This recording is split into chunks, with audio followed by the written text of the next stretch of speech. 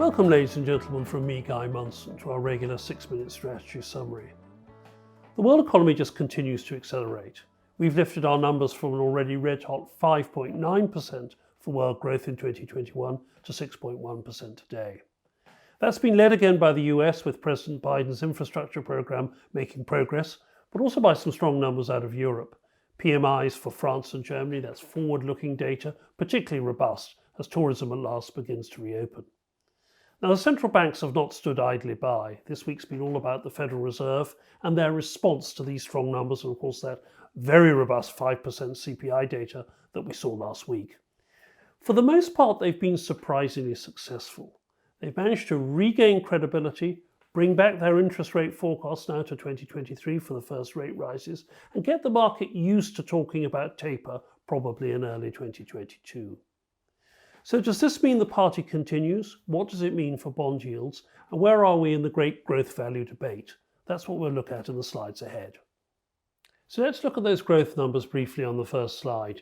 The red boxes on the left-hand panel show where we've upgraded numbers particularly strongly. The US in 2021, the UK in 2021 and 2022, 5.2% GDP next year, very robust. That feeds into the world economic growth number of 6.1% this year and a still highly respectable 4.4% for next. On the right, you can see that in a historical context, this year's GDP growth number easily the strongest since the early 1970s.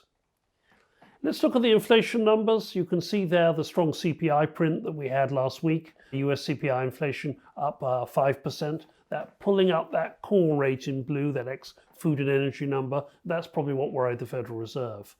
We see those inflation numbers rolling over, settling somewhere between 2.25% to 2.5%, higher admittedly than the last 10 years, but not an alarmingly robust number. Where could we be wrong? Well, we worry most about the employment market. Yes, there's still, as you can see on the right, 8.8 million US individuals unemployed, but we now have 9.2 million job openings. In other words, if every person who was unemployed took a job today, there would still be more openings left. That's similar figures to what we're beginning to see in the UK, and it worries us a little bit about labour supply. The other big factor for inflation, of course, the growth in China, which interestingly has been a little weaker than expected. That PMI data rolling over, a squeeze on factory margins, on producer margins as factory gate inflation rises, and a slightly weaker numbers out of the rate of growth of the monetary base. All argue that the pivot from domestic government-led consumption to retail demand and private investment has been a little stickier than expected. That should take some pressure off commodity prices, which of course have been driving the headline inflation rate higher over recent months. So let's wrap up briefly. The global economy continues to accelerate. Inflationary pressures are strong in the next few months, but subside into 23 and 2024. Monetary policy still generous despite taper. The Federal Reserve, even with a taper program, will buy more than $1 trillion of bonds over the next 12 months, matched also by the ECB. Another note to think of, particularly in terms of market performance, global political risks.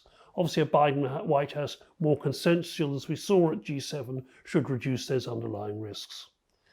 So what does this mean for markets? Well, equity markets like the Federal Reserve action, as did bonds. For a UK investor, world equities now up 10% for the year to date. World bond market steady, or in the US cases, even slightly stronger. That's quite a testimony to Chairman Powell.